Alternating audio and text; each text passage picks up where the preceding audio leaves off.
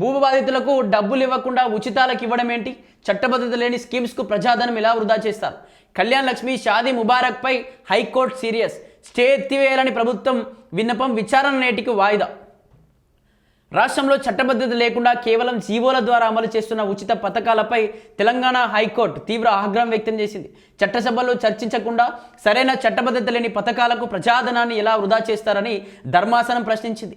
గత ప్రభుత్వం ప్రారంభించి ప్రభుత్వం కొనసాగిస్తున్న కళ్యాణ్ లక్ష్మి షాదీ ముబారక్ పథకాలను సవాలు చేస్తూ దాఖలైన పిటిషన్పై బుధవారం విచారణ చేపట్టిన కోర్టు ఈ సందర్భంగా పలు కీలక వ్యాఖ్యలు చేసిందట.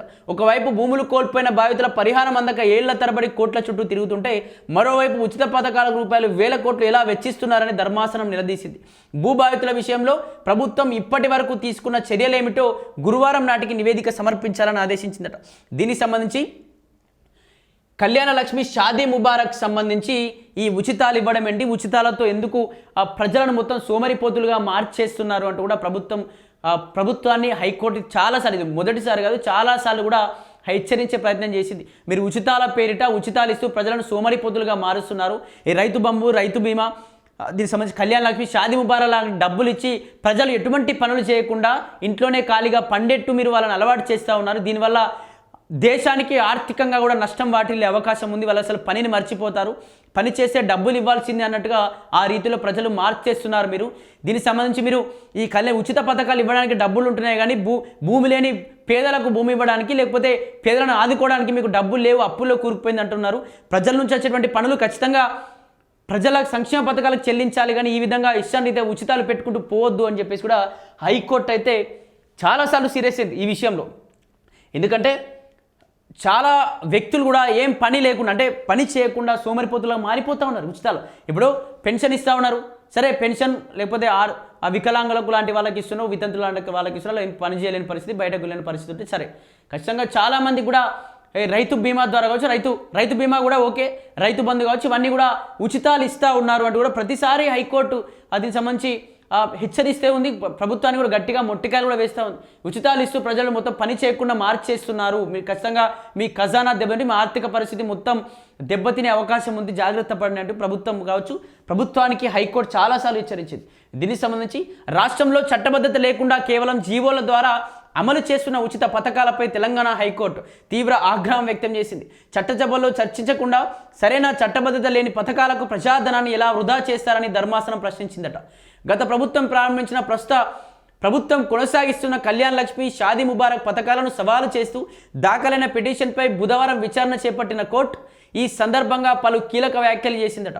ఒకవైపు అభివృద్ధి పనుల కోసం భూములు కోల్పోయిన బాధితుల పరిహారం అందక ఏళ్ల తరబడి కోట్ల చుట్టూ తిరుగుతుంటే, మరోవైపు ఉచిత పథకాలకు రూపాయలు వేల కోట్లు ఎలా వెచ్చిస్తారని ధర్మాసనం నిలదీసింది. భూ బాధితుల విషయంలో ప్రభుత్వం ఇప్పటి వరకు తీసుకున్న చర్యలేమిటో గురువారం నాటికి నివేదిక సమర్పించాలని ఆదేశించింది. నిరుద్యోగులకు ఉపాధి కల్పించే దిశగా ఆలోచించాలి తప్ప ఇలాంటి ఉచితాలతో ప్రయోజనం ఉండదని వ్యాఖ్యానించిందట. ఇక్కడ షాదీ ముబారక్ కావచ్చు, ఇవన్నీ అంశాల పట్ల దీనికి సంబంధించి వీటి పట్ల ఉచితాలు ఇవ్వడం ఏంటి, నిజంగా మీరు ప్రజలు ఇచ్చేటువంటి పనులను ఇలా ఉచితాలకు ఎగబడి ఇచ్చేస్తే ప్రజలు పని చేయకుండా అయిపోతారు. ఇదే కాన్సన్ట్రేషన్, ఇదే ఆతృత భూమి కోల్పోయిన వారికి, ఎక్కడైతే మీరు భూములు లాగేసుకున్నారో, ఎక్కడైతే మీరు ఫార్మాసిటీల పేరిట భూములు తీసుకున్నారో వాళ్ళకు పరిహారం అందక, ఇక్కడ ఎయిర్పోర్ట్ కడతా ఉన్నామని చెప్పేసి రకరకాలుగా అక్కడ ఫ్యాక్టరీలు వస్తూ ఉన్నాయని చెప్పేసి, లేకపోతే బుల్లెట్ ట్రైన్ వస్తూ ఉందని చెప్పేసి చాలా రకాలుగా భూములు తీసుకున్నారు కదా, మరి వాళ్ళకు పరిహారం ఇవ్వట్లేదని, లేకపోతే అక్కడ ఉన్నటువంటి రేటును సరిగా కట్టించట్లేదని చెప్పేసి, అందులో సగం ధరకు కూడా మాకు ఇవ్వట్లేదు అని చెప్పేసి వాళ్ళు పెద్ద ఎత్తున కోట్ల చుట్టూ తిరుగుతున్నారు.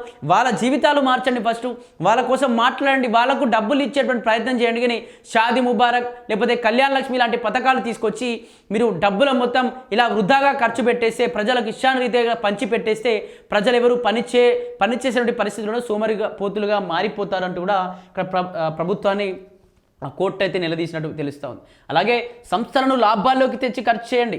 ఆర్టీసీ వంటి ప్రభుత్వ రంగ సంస్థలకు లాభాలు పట్టించి తద్వారా వచ్చే ఆదాయాన్ని సంక్షేమ పథకాలకు వినియోగించుకోవచ్చు కదా అని సూచించిందట.